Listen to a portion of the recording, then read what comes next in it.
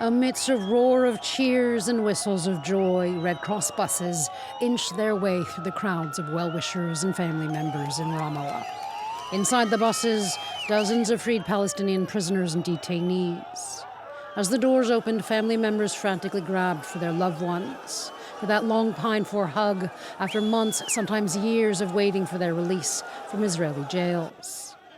The excitement and anticipation was such that crowds pressed in eagerness to finally see and touch and hear from their friends and family. As part of a ceasefire deal, Israel agreed to release more than 1,900 Palestinian prisoners.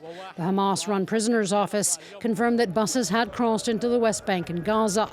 The green light for the releases to begin came only after Israel confirmed that Hamas had released all of the 20 remaining living hostages as part of the agreed-upon ceasefire deal. Among the nearly 2,000 Palestinian prisoners, some 1,700 had been jailed without charges. They'd been seized and held without trial by Israeli troops over the past 2 years during the war in Gaza.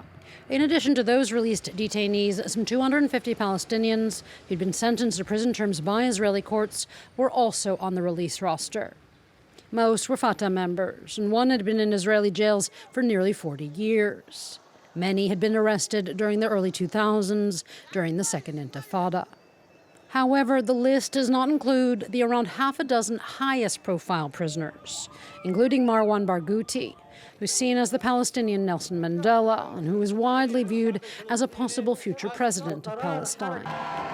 With celebrations erupting in Tel Aviv over the release of the Israeli hostages, Palestinians in the West Bank have been warned not to celebrate or risk punishment and arrest.